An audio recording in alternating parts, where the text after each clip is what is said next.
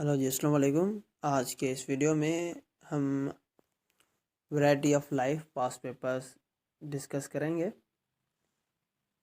In 1892 a Russian biologist demonstrated that a virus could be transmitted from an infected organism to a healthy organism of a same kind।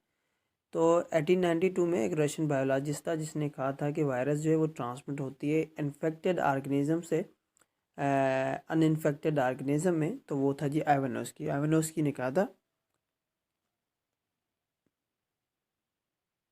The nucleic acid of nearly all bacteriophages, जो भी bacteriophages हैं उनका जो nucleic acid है वो DNA का बना होता है जी। तो करेक्ट आंसर होगा DNA. Chicken pox is caused by, जो चिकन पॉक्स है ना वो वर्सिला जोस्टर वायरस होती है, वो करवाती है।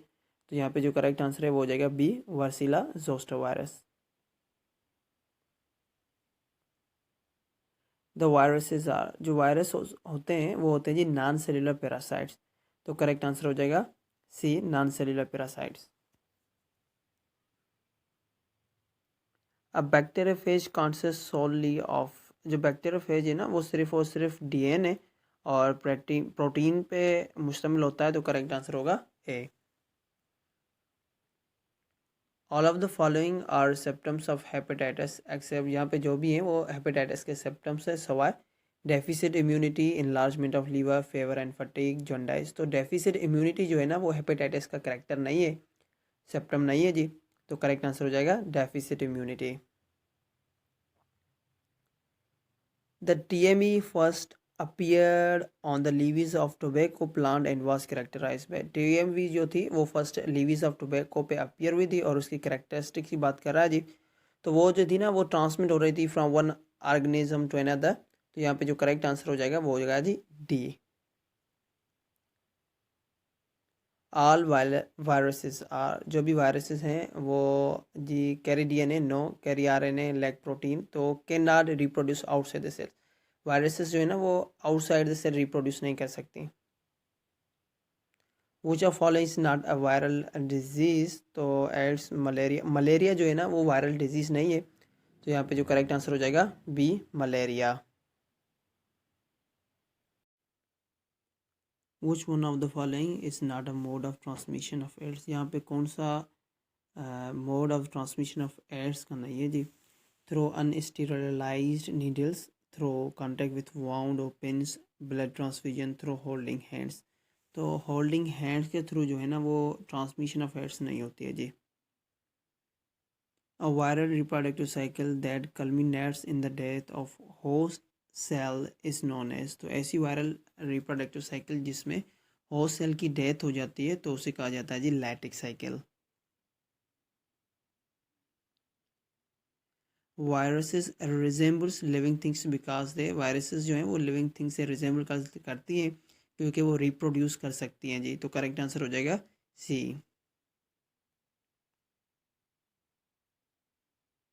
अ patient is suffering from a disease he has following symptoms, abdominal pain, jaundice, liver enlargement, fatigue.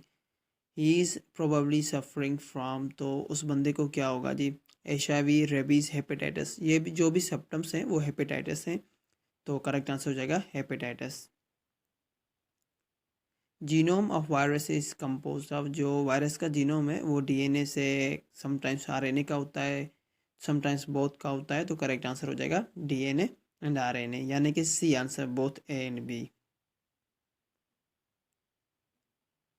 Which of the following the simplest form of pathogens causing disease, simplest form of the pathogen जो disease का करता है वो होता है जी prions. तो correct answer हो जाएगा B, prions. Numerous opportunistic disease might attack a person suffering from which of the following disease, तो जिस बंदे को ये डिज़ीज़ होगी उसको बहुत सारी और भी डिज़ीज़ होती हैं। तो वो होती है जी एड्स। एड्स में जो है ना वो बहुत सारी डिज़ीज़ और भी हो जाती है। तो यहाँ पे करेक्ट आंसर हो जाएगा ads.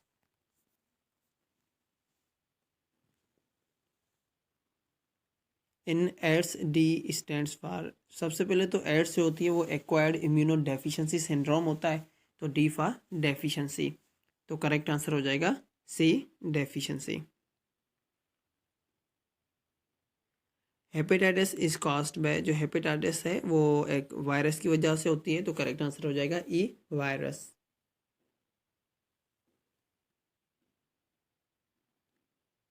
Virus is a Latin word meaning, virus जो है वो एक लैटिन वर्ड है, लैटिन वर्ड से लिया गया है, उसका मतलब होता है पॉइजन।